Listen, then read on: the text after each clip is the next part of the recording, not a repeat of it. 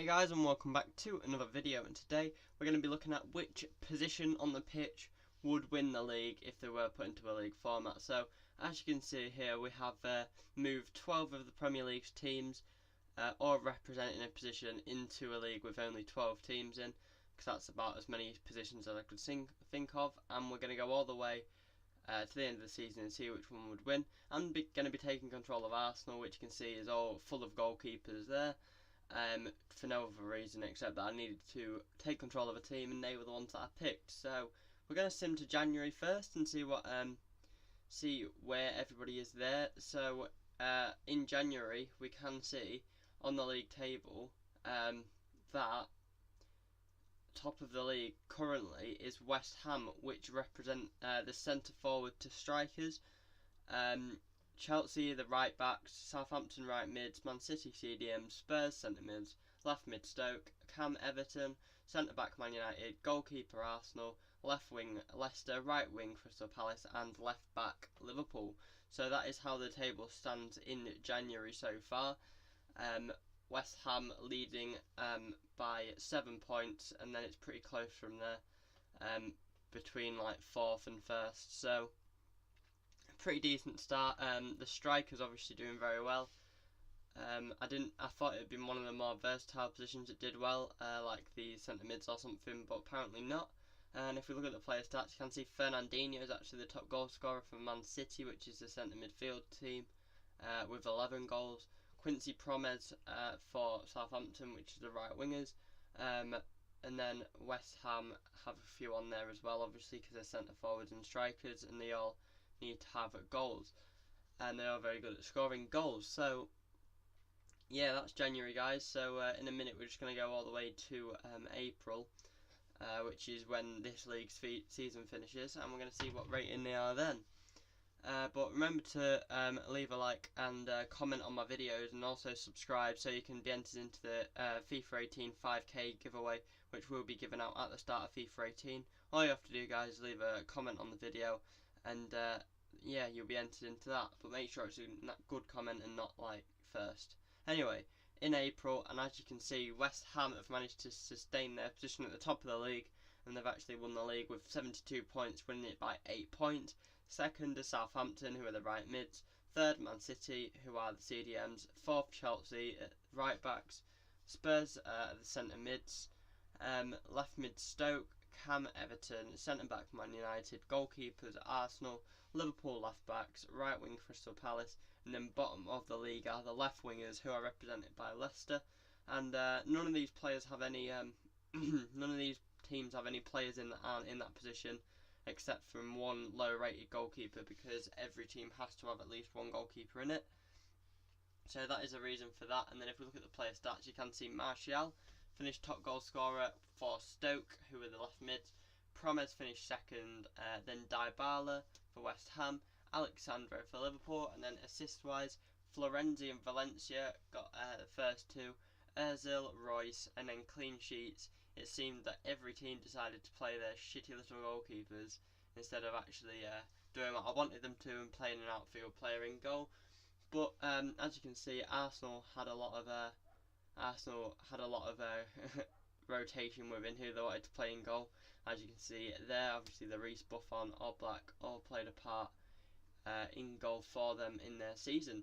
So because West Ham won the league with the centre forward strikers, we're now going to go play a game with them against World 11, and we're going to see just how easy it was for them to win the league, or just how hard it in fact was to win the league. So as you can see there, quite evenly matched, but they actually do manage to get the first goal in the 21st minute. The ball was just played through, and I couldn't quite stop Strootman from scoring. I don't know why he was so far forward. And then they do happen to get the second goal as well.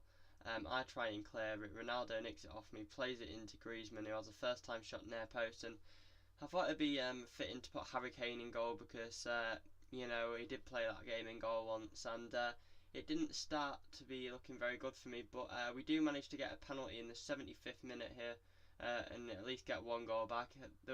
Laporte was pulling on my shirt there, and we do eventually go down. So the referee decided it was a penalty, so we stepped up with Zlatan Ibrahimovic, aimed it to the right slightly, and sent the keeper the wrong way and put it into the back of the net. So we were able to grab one goal back, but yeah, Harry Kane didn't look like he was as good as I was hoping he was going to be in the first and second halves. So I was a bit disappointed. I thought he was going to be the hero, make a load of saves and keep us out of it, but with that goal in the 76th minute, it wasn't quite finished there, because in the 90th plus 4 minute, on one of the last kicks of the game, we cut inside, play it to Cavani, who laid it through to Aubameyang. We switched the team around slightly. Aubameyang started off in centre back, we put him up front, and he got the equaliser on one of the last kicks of the game, which was amazing, which meant we weren't going to go to extra time, but we were going to go straight to penalties. And talking about Harry Kane not being a hero in the first two halves, we'll see whether that changed or not in the penalty shootout, because you know, we needed him to be good for us, obviously being the goalkeeper of the team. So yeah, but that was, as you can see, one of the last kicks of the game. They literally passed it straight back, and then we were able to go to penalties. So as you can see, our kick takers there: Ibrahimovic, Dybala, Cavani, Kane, Lewandowski, Aguero, Aubameyang, Sanchez, Sturridge, Higuain, and then Muller, if we do get through that many penalties. But Ibrahimovic steps up first. He'd already scored one penalty in the game, and scores a second one as well. Keeper stays down the middle, and we are able to go 1-0 up. Then Ronaldo steps up, Harry Kane in goal. Who do you fancy in this situation? Probably Ronaldo, but that is not the case. Harry Kane makes a diving save to his left hand side and makes a save. Dybala then steps up, puts it down the middle, but Neuer manages to read us. And then Strootman steps up against Harry Kane. He'd already scored a goal in the game. It goes right, I think, and Harry Kane saves it again. Very good play from Harry Kane in goal. Cavani goes down the middle. It's saved by Neuer again. Only one penalty's put in so far. Dimitri Payet this time though. They're still one goal behind. Goes to the right and Harry Kane's there again, becoming the hero that we wanted him to be. And then nonetheless he takes a penalty and he scores it. So he did eventually become the hero. Thiago Silva had to score if they wanted to stay in it. I go left, he goes right. Good penalty. And then it came down to Robert Lewandowski. If he put this penalty away, we win the game with a full team full of strikers, and he does so very well, meaning that we won the game on penalties. And Harry Kane was a massive part of that, making 3 saves and scoring 1 out of 3 penalties that were scored as well. So very, very good performance.